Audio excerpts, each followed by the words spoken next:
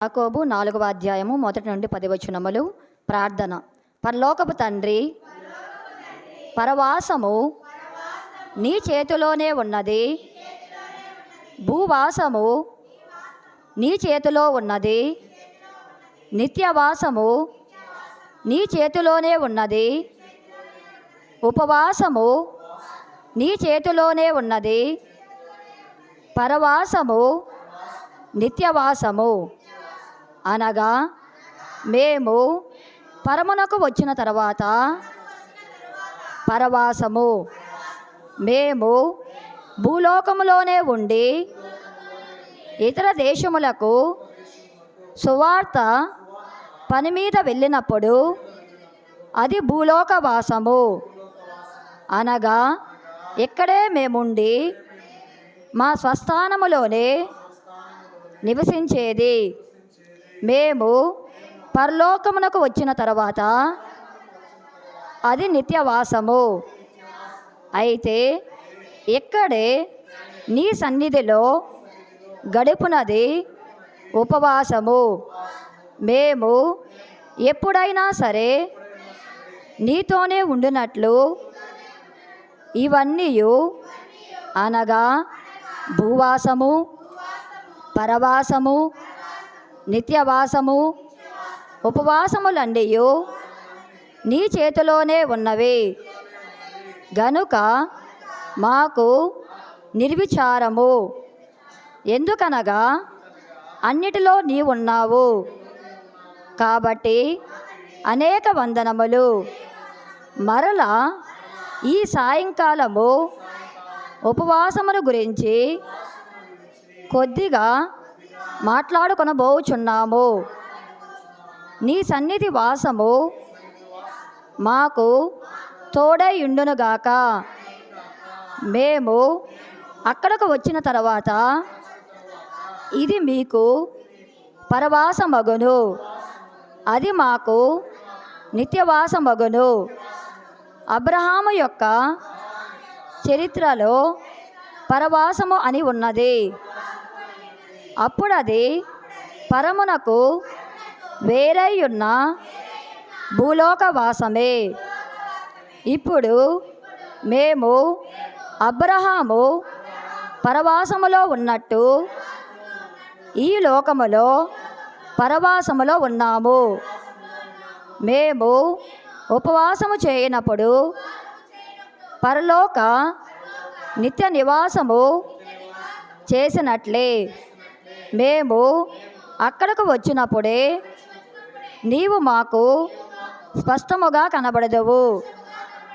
ఇప్పుడు మేము నీ సన్నిధిలో ఉన్నప్పుడు నీవు ఇక్కడకు వచ్చి కనబడి మాట్లాడుచున్నావు.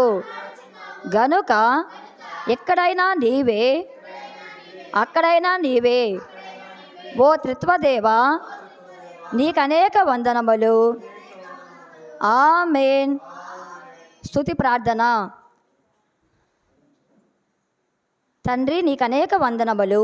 ఎందుకంటే ఇన్నిన్నాళ్ళ నుండి నీవు మాకు చేసిన మేళ్ళన్నిటి నిమిత్తము వందనములు, నీకు నమస్కారములు. ఎందుకంటే నీవు మాకు దివ్య లక్షణములు గల దేవుడువైన తండ్రివై ఉన్నావు కనుక నమస్కారములు, నీకు స్తోత్రములు. ఎందుకంటే ఇక్కడ అక్కడ నీ తలంపు కలిగి సజీవుల గుంపులో ఉంటాము గాని మృతుల గుంపులో ఉండము. చనిపోయిన మృతుల గుంపులోని వారము కాము. ఎందుకంటే నీ యందు నిద్రించువారు సజీవులే. లోకములో ఎవరైనా మంచం మీద నిద్రపోతూ ఉంటే సజీవులమంటామా మృతులంటామా?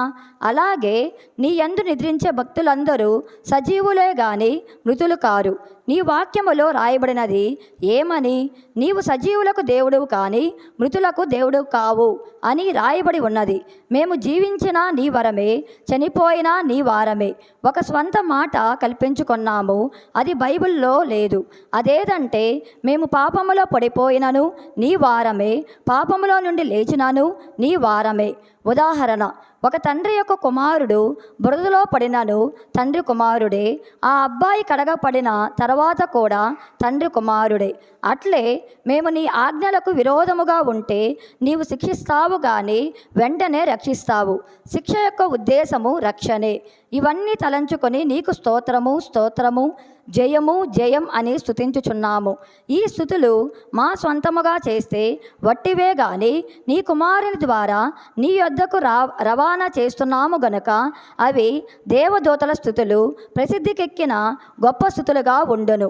అయితే మా స్థుతుల వంటి స్థుతులు చేయడం వారికి దేవదూతలకు చేత కాదు, ఎందుకంటే వారెన్నడనూ పాపము చేయలేదు.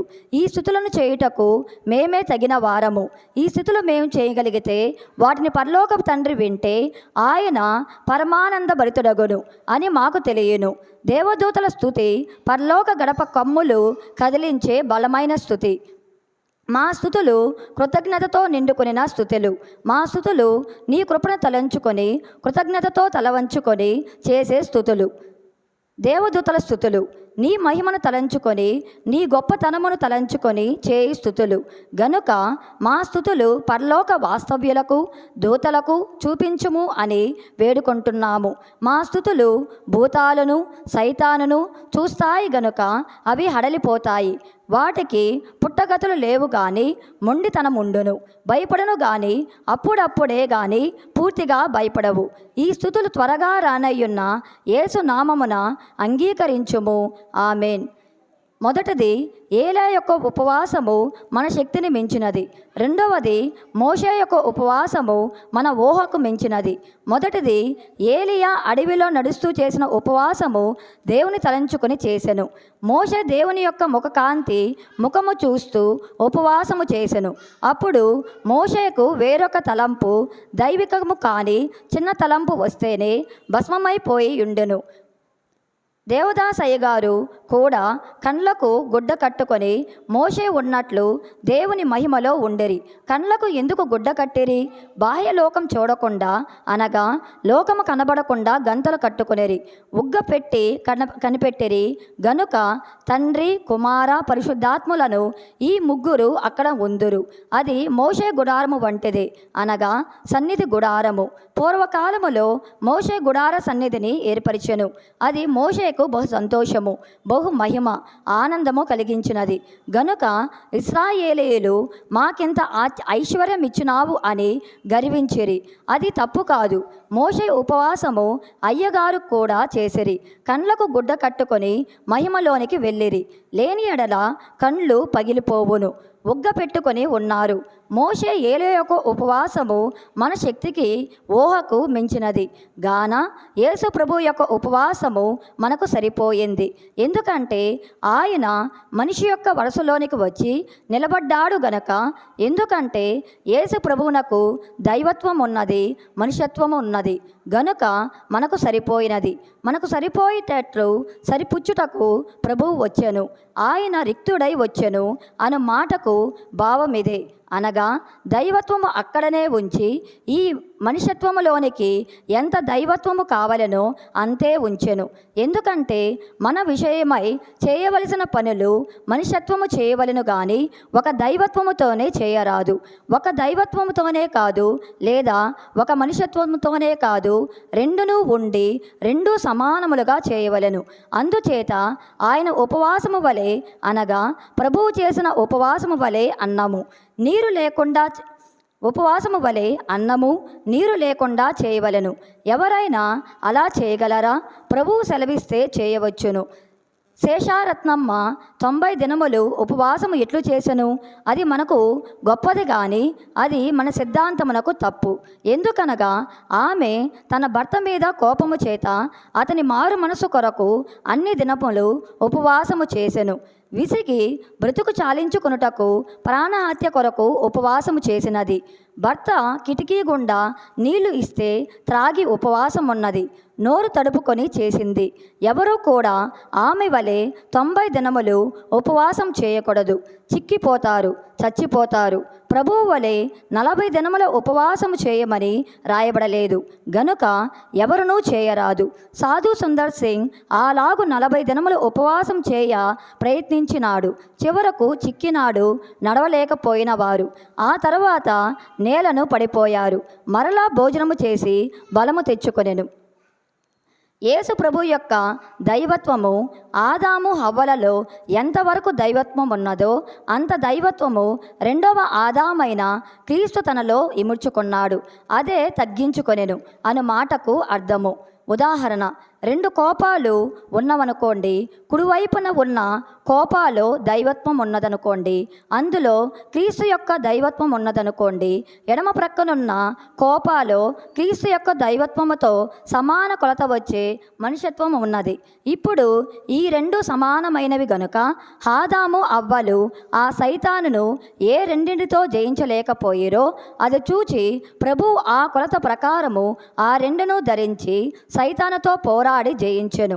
అనగా పడిపోయిన ఆదాము హవ్వల యొక్కయు వారి సంతానమైన మన యొక్కయు అపజయమును పరిహారమును చేసి తాను పొందిన జయము మన కొరకే గనుక ఆ జయము మనకిచ్చుటకై ఉపవాసము చేసెను.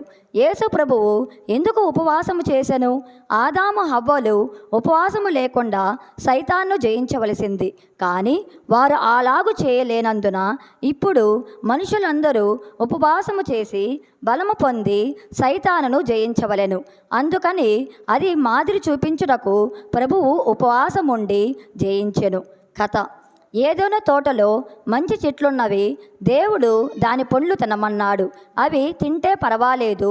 చెడ్డ చెట్టున్నది, దానికి పండ్లున్నవి, అది తినవద్దన్నాడు. అది తింటే, అనగా తినకూడనివి కూడా తింటే తిండిబోతుతనము. తినవద్దనది తినడము తిండిబోతుతనము. వద్దనది తినడము ఉపవాసమా? కాదు. అందుచేత ఆ మొదటి స్థితి రావడానికి దేవుని కుమారుడు ఉపవాసం చేయవలసి వచ్చింది. ఇప్పుడు ఆ తిండిబోతుతనము మాని మనము ఉపవాసము చేస్తే సాతానును జయించగలము, లేకపోతే జయించలేము. ఉపవాస క్రమ ప్రకారము చేసిన ఉపవాసము దేనికి సమానమునగా క్రీస్తు పొందిన జయముతో సమానము. తిండి తింటే ఉపవాసం ఉన్నట్ట? కాదు. తినవద్దన్నవి తిన్నందువల్ల హాని వచ్చింది. ఇప్పుడు ఉపవాసముతో తినకపోవటం వల్ల మేలు వచ్చింది. ప్రభువు మనలను నా వలె మీరు 40 దినములు ఉపవాసం ఉండండి అని చెప్పలేదు, కానీ ఉపవాసం ఉండండి అని చెప్పాను. అయితే రోజులు ఎన్నో అది మీ శక్తిని బట్టి నిర్ణయించుకొనమన్నట్టే ఉన్నది గనుక అది మన ఇష్ట నిర్ణయము. ప్రభువు మాట: మీరు ఉపవాసముండి దుఃఖముఖులై ఉంటే మీరు లోకానికి బడాయికి చేస్తున్నట్లు కనుక స్నానము చేసి తలకు తైలము రాసుకొని అన్నం తినిన వారి వలనే ప్రవర్తించవలెను. ప్రభువు చేసినవన్నీ రోజులు ఉపవాసం చేయండి అని చెప్పలేదు. ఎన్ని దినాలైనా చేయవచ్చును ఉపవాస పరులు. చిక్కితే అది ఉపవాసము కాదు. విసుక్కుంటే అది ఉపవాసము కాదు. మనోనిదానము తప్పితే అది ఉపవాసము కాదు. మోషే ఏలియాలకు అది ప్రత్యేకమైన గిఫ్టు. అది నేటి వరకు కాదు. అనేక గొప్ప భక్తులున్న వారు ఆ పని చేయలేరు. జాగ్రత్త! మీ సన్నిధి నోట్సులు సైతాను ఎత్తుకొని పోవును, లేక కాల్చివేయును. సన్నిధి కూటస్థుల నోట్సులు కాల్చివేయును. మీకు ఆ సంగతి తెలియదు. మీరు మందమదితో ఉందురు, గ్రహించలేరు గనుక వాటిని జాగ్రత్తగా భద్రపరిచి సమయము వచ్చినప్పుడు వెల్లడి చేయండి. ఉదాహరణ: ఎమ్మాయి శిష్యులు దారిలో ప్రభువును చూచిరి, గాని గుర్తించారా? మాట్లాడినారు, కానీ గ్రహించినారా? వారు మందమతులై దుఃఖముఖులై ఉన్నందున చూచియూ తెలుసుకొనలేదు, ప్రభువు మాట వినియూ గ్రహించలేకపోయిరి. అట్లే సన్నిధి కూటస్థులకును జరుగును గనుక జాగ్రత్తగా ఉండండి. మనకు ఉపవాసములున్నవి ఎందుకనగా మనలను మనము దిద్దుకొనుట కొరకు. యేసు ప్రభువు ఉపవాసము ఆయన దిద్దుబాటు కొరకు కాదు, గాని సైతానును జయించుట కొరకు. మనము కూడా సైతాన్ను జయించుటకు ఉపవాసము చేయవలెను. 40 దినములు చేయాలంటే ప్రభువే చెబుతారు. మనిషికి పేరు రావడానికి, అనగా సైతానా నేను నిన్ను జయించినాను అనే విశ్వాసము కుదరడానికి ఆయన మనతో ఉపవాసం చేయిస్తారు. ఓ సాతానా, నీవు పాపం చేయించిన నీ మనిషి నిన్ను జయించినాడు. ఆది మనిషి ఓడిపోయినాడు. అయితే ఆది మనిషి పక్షముగా ఉన్న వాని సంతతి వారైన విశ్వాసులు నిన్ను జయించుచున్నారు అని ప్రభువు సాతానుతో చెప్పెను. గనుక ఆ మంచి పేరు మనిషికి రావలను అనున్నది ప్రభువు ఉద్దేశమై ఉన్నది. జయించిన వారు క్రీస్తు జయించాడని అనుటకు కాదు.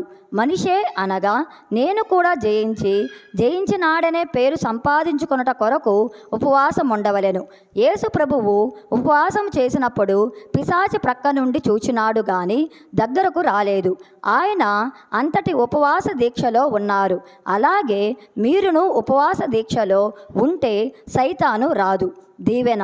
అలాగు జయించిన పెండ్లి కుమారుని వలె మీరును ఈ 40 దినముల ఉపవాస దీక్షలో సాగి పిశాచుని సంపూర్ణముగా జయించే శక్తి సంపాదించుకొందురుగాక. ఆమేన్.